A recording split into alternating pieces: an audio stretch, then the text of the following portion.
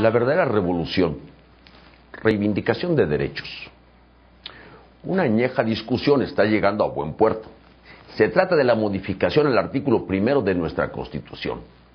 Ahí es donde se encuentra la parte medular, el corazón de los derechos y libertades de los mexicanos. Por lo tanto, no es de menor importancia. El antecedente más cercano a la Constitución de 1917 fue la de 1857, que si bien una se inspira en la otra, la parte que nos ocupa sufrió cambios profundos. Veamos. El artículo 1 de la Constitución de 1857, creación de Francisco Zarco y Ponciano Arriaga, se titulaba de la manera siguiente: de los derechos del hombre, artículo 1. El pueblo mexicano reconoce que los derechos del hombre son la base y el objeto de las instituciones sociales. En consecuencia, declara que todas las leyes y todas las autoridades del país deben respetar y sostener las garantías que otorga la presente Constitución.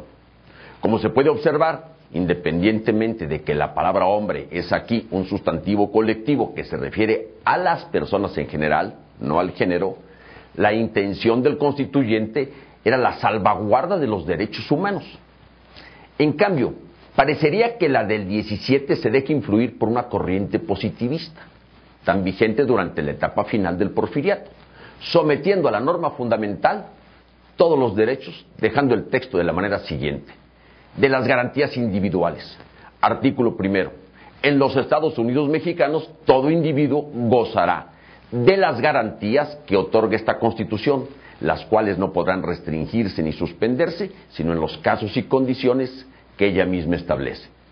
Si se hace una comparación, es evidente que sin transformar el sistema conceptual proteccionista, sí existe diferencia de fondo, pues mientras una reconoce los derechos y somete a las instituciones del país a su respeto para el ejercicio, la otra, contrariamente, somete a la persona al otorgar únicamente aquellos considerados en la Carta Magna.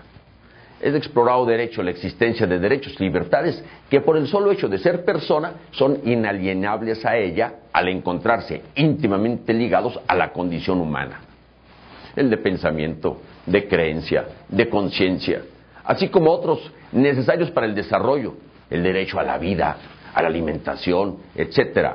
Sin el ánimo de extenderme, pues es un tema que da para mucho y que ahora hemos podido consagrar en el texto del documento fundacional, pendiente de aprobar en la Cámara de Diputados, pudimos consensar una redacción mucho más afortunada, en el ánimo contemporáneo, recogiendo las aspiraciones tanto del 57 como del 17 para quedar en los términos siguientes: de los derechos humanos y sus garantías. Artículo 1.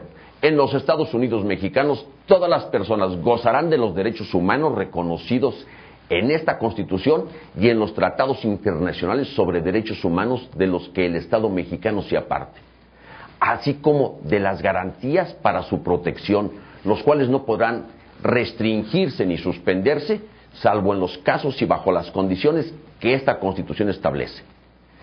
Las normas relativas a los derechos humanos se interpretarán de conformidad con esta Constitución y con los tratados internacionales sobre derechos humanos antes señalados. Todas las autoridades, en el ámbito de sus competencias, tienen la obligación de promover, respetar, proteger y garantizar los derechos humanos de conformidad con los principios de universalidad, interdependencia, indivisibilidad y progresividad. En consecuencia, el Estado deberá prevenir, investigar, sancionar y reparar las violaciones a los derechos humanos en los términos que establezca la ley. Sin duda, con esta reforma se reconocen los derechos y libertades de las personas, bien jurídico tutelado por el orden constitucional, y se establecen las garantías como el medio para hacerlas respetar.